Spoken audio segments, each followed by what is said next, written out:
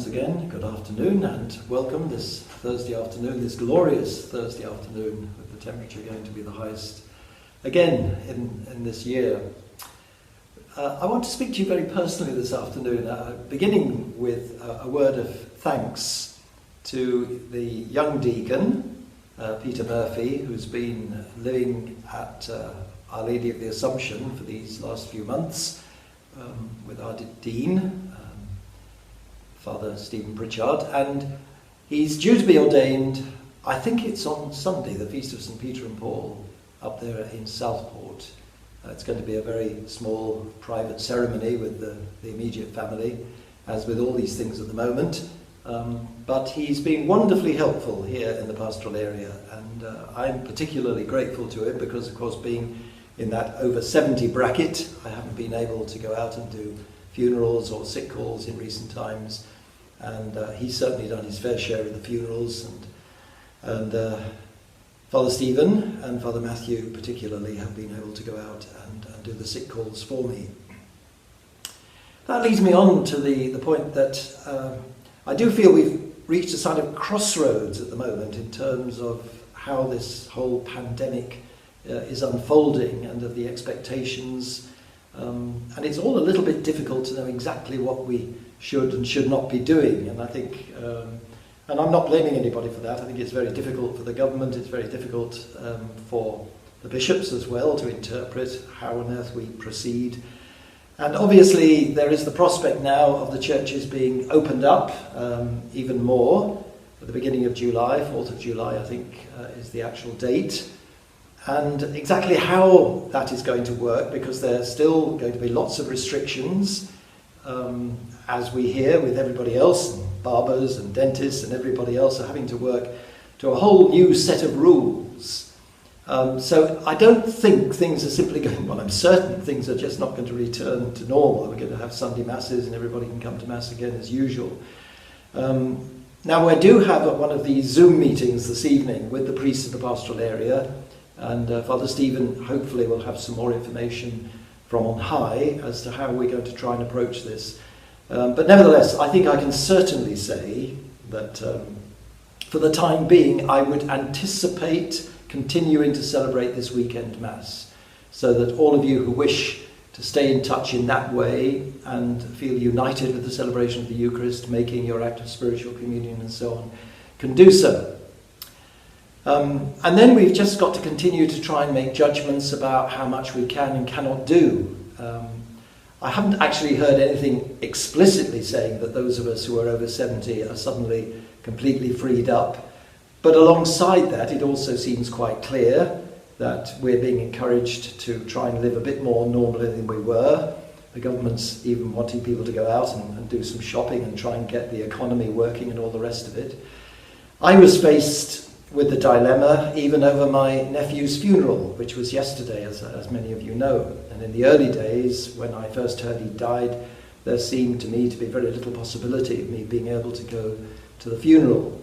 But with the way things have developed, I decided that it was a reasonable decision, literally just to go to the crematorium, not engaging with people as far as possible, not staying anywhere overnight. So literally I got up at 2 o'clock yesterday morning. I drove all the way to Croydon, to Beckenham Crematorium, where we had the ceremony. There were just the 10 of us in the crematorium, family. I had a cup of coffee with them at a distance afterwards, and then I returned. Obviously I had to stop at one or two of the service stations for the necessities there and back, but I tried to approach it in that very careful way, and it worked, and I'm hugely grateful that I was able to do it. I think I would have been broken-hearted if I could not have celebrated that funeral for Andrew with the family. But this is the way we are at the moment, I think, tiptoeing around the whole situation. And of course I do remind you that in terms of how things are going to unfold, we are still presented here with our community, with a fairly fragile community, which is one of the reasons why Andrew, our rector, who's sitting behind me, making sure that the technology is okay here, that we've been trying really to be very careful, because we do have some very vulnerable men in the community, and they have been shielded, and so we've been trying to protect them and make sure that as far as possible nobody brings the virus into the house. And now, of course, as you know, Andrew himself is struggling with a fairly major health problem. You would never think so to see him and to see the way he's responding, but we are asking you to keep him in your prayers. He's got to have a course of chemotherapy for lymphoma over the next few weeks, and we're going to have to see how that works. But obviously that's a huge extra pressure on the community when you think of all the work Andrew does in the parishes as well. So I'm just again asking you to perhaps try and understand things. We're doing our utmost, and we will do our utmost to reach out and once the churches can open, to do whatever we can. But even the present restrictions, sometimes I know people find it perhaps a bit frustrating, even when the churches have been open on Monday and Friday. Understandably, I'm not blaming anybody. Some people have said, well, could we not just have communion today?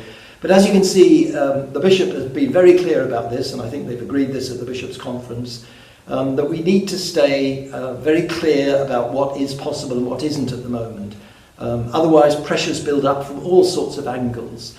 And one of the things that's striking me about all this is that it is requiring, I think, of the whole church to start thinking again about how we understand the sacraments, how we celebrate them. Now, of course, we're never going to lose our sense of wonder at the gift of the Eucharist and of all the sacraments, and the importance of being to celebrate them when we can.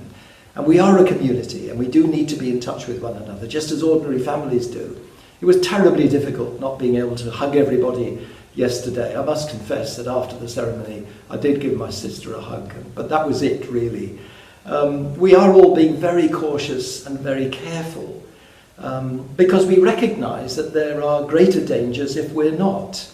And I think this is going to force the church to really think, well now, what is the Lord saying to us through all this? There are all sorts of possibilities about how we might understand, how we move through this period, and perhaps have an even greater appreciation of the wonder and the mystery of the wider universe, of ourselves and our part in it, and of what Christ is doing in redeeming all this. The pandemic that we've got at the moment, people are comparing it to great plagues in years gone by, people losing their lives, people trying to minister in the midst of all that. And a lot of the conversation at the moment is what can we learn from all this and how can we move on? And I've got no particular answers today. All I'm saying to you is that as the parish priest of St Mary's and of Bishop Eton, I will do my utmost to follow the guidance that we receive and to ensure that you get the best possible service that we can offer. And in the meantime, I ask you just to keep praying. That idea that we introduced right at the beginning, that we would try and pray of an evening at 7 o'clock, that seems to have gone very well. I know a lot of you are doing that, and if you don't do it every night, or you haven't even heard about it until now, well, let's just try and keep all these things going. And likewise with the weekend Mass, that sense that both parishes are united, and the other people who joined us, some of your relatives and friends, I know, I've heard from people from all sorts of places that are joining in because they feel united with you as a family because they're united with these celebrations. So let's try and keep all that going, and then we'll try and add the extras, but I'm just asking you then to be aware of how much might be possible, even from the point of view of the age of this community, and of what is reasonable to expect. So we'll hang on in there. Once again, thank you for joining me for this little message this afternoon. And let's begin to enjoy the new freedoms that are gradually emerging, but let's not abuse them. Thank you very much.